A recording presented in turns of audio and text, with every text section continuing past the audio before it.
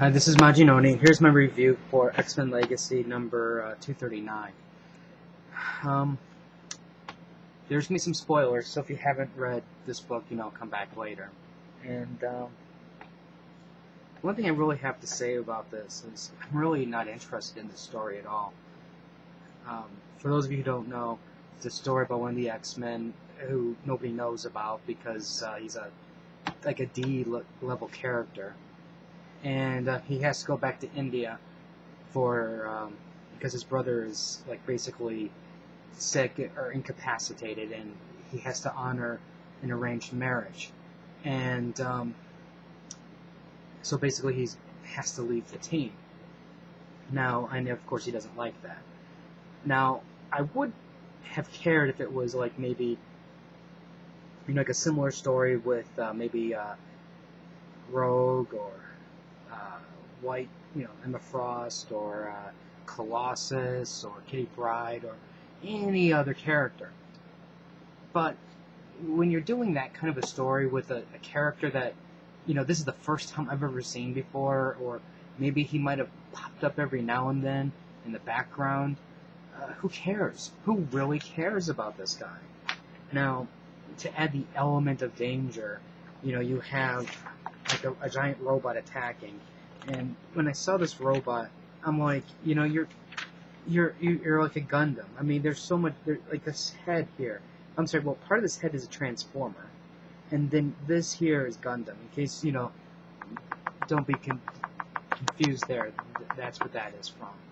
And I'm like, the X-Men that are there just pretty much just take it out, and they're like, oh wow, that was over. And basically, this girl here is the cause of the problem. If you remember from the previous issue, she teleported in, and then she has this power to create these light illusions and stuff. So Rogue says, well, we need to take her because she knows stuff. And this is the guy who's stuck here in this arranged marriage. And you can see there's some angst. There's I don't really want to go, and then his dad's like, you can't have your friends here. And then he's like, but they're my friends, and wham. And she's like, I don't know who these people are. I was dragged along. And eventually the dad gives in. And, the thing is, like I said, they demonstrate her light powers. And then she kind of gets the gist of what's going on. And then later on she even causes trouble. Now, anyways, we go here where there's the corridor. And this is where that girl was from. And, people are kind of upset with the events that's going on.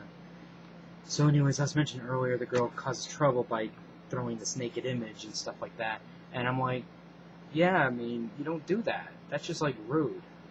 And so now I totally dislike this character completely. I mean, you don't even know who this guy is, and you're doing something like that. It causes more trouble. And, they're trying to talk, get more information about this girl. And already I'm going, I really don't care any bit about him. I don't care about her. So now you're already at, strong. I don't care. The team that they even have in India is a very weak team at that. Granted, Magneto's strong, but he's half, he's not even at half power. Rogue, they're saying, Rogue, you don't have any powers. So she has to drive a truck into the robot. And, then you got these two other 2-bit mutants, that are minor leaguers. So, there's this issue here, blah, blah, blah. She kisses him, and which causes, more confusion. Rogue and Magneto having a disagreement. And sure enough, villains from the corridor arrive. And, no, I'm going to give it this much. I really like a lot of the character designs here. I think, though, these two people here are kind of similar just because of the way the straps are. This guy here also does remind me of Zorro from One Piece. So that's kind of like this guy just reminds me of Mysterio from the Ultimate Spider-Man. So we'll see. I mean, this team looks strong, but if they're going to get taken out by Magneto at 1/3 power and rejects, then this is pretty much a weak team. Overall, like I said, I'm I'm almost willing to cancel X-Men Legacy because I don't even want to put up with this nonsense. This is me.